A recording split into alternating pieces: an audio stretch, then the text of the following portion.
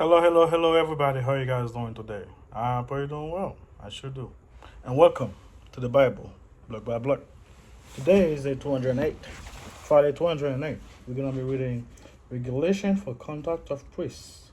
That is Leviticus 21 all the way to Leviticus 22, verse 16. As always, let us begin. Our Father in heaven, holy is your name. Your kingdom come, your will be done on earth as it is in heaven. Give us this day our daily bread. Forgive us our debt, and we forgive our debtor. Do not lead us into temptation, but deliver us from evil one. For your kingdom and your honor and your glory is forever and ever. Amen. All right. Before that, let's do something real quick. Cultures and society.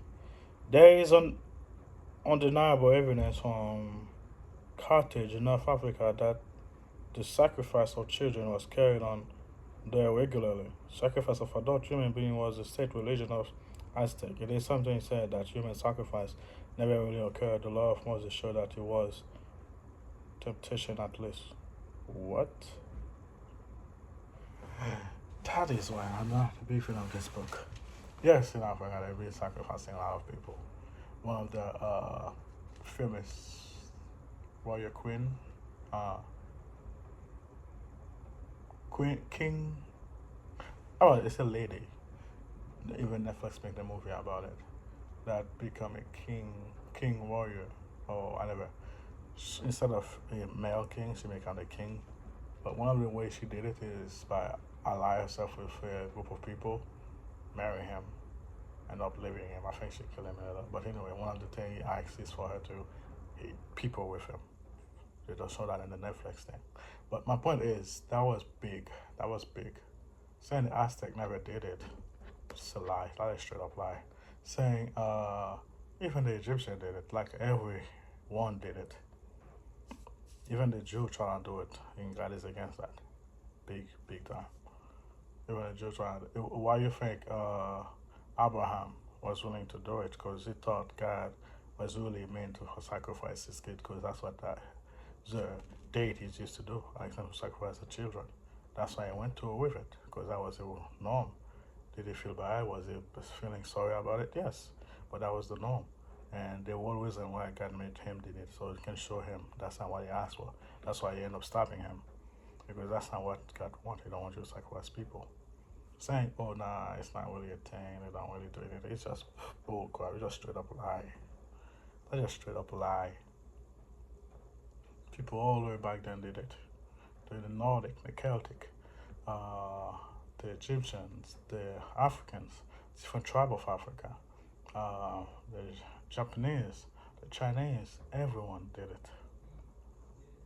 Except for our God that asked for no sacrifice of human life. Again, Jethro did even a lot. Even Jethro, I think it's his name, sacrificed his own daughter, thinking that's what God wants. Even Saul trying to sacrifice his son, thinking that's what God wants. Like, yeah, it's back then it was human nature to sacrifice the kids. Just like nowadays, they call it life thing, saving life and all that stuff like that when they're making you do abortion and all that stuff like that.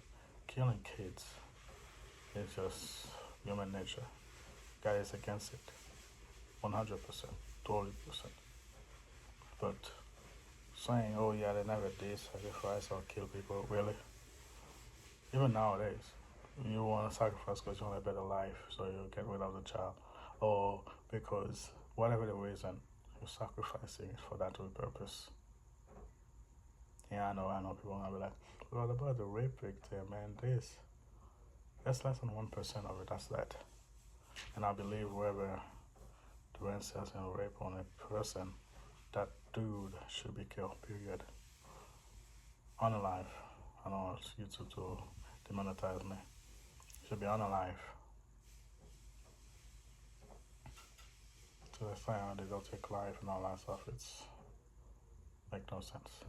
But anyway, that is why I'm not a big fan of that book, even though I'm using it for the some of the historical context, which is bull. I'm not a big fan of that book at all. I don't like it at all. But anyway, let's keep going. The Lord said to Moses, Speak to the priests, the sons of Aaron, and say to them, None of you shall defile himself for the dead among his people, except for his relative, who are nearest to him, his mother and his father, and his son, his daughter, and his brother. Also his virgin sister is near to him, and who has no husband, for her may defile himself. Otherwise he shall not defile himself, being a chief man among the people to profane himself. They shall not make any bald place of their head, nor shall they shave the edge of their beard, nor make any cutting in the flesh. They shall be holy to their God, and not profane the name of their God. For they offer the offering of the Lord made by fire, and the bread of their God. Therefore they shall be holy. They shall not take a wife who is a harlot, or a defiled woman, nor shall the priest is holy to his God. Therefore you shall consecrate him. For ye offer the bread of your God, he shall be holy to you. For I, the Lord, will sanctify you, am holy. The daughter of any priest, if she profane herself by playing the harlot, she profane her father, she shall be burned with fire. He, wife and the daughters of the pastors, always the worst, because the devil attack them more, and they should keep doing that, if you ask me. He who is a high priest, he who is the high priest among his brethren, on whose head the anointed oil was poured, and who is consecrated to wear garments, shall not uncover his head, nor tear his clothes, nor shall he be got near any dead body, nor defile himself or his father or his mother, nor shall he get out of the sanctuary, nor profane the sanctuary of his God. For the consecration of the anointed oil of his God is upon him.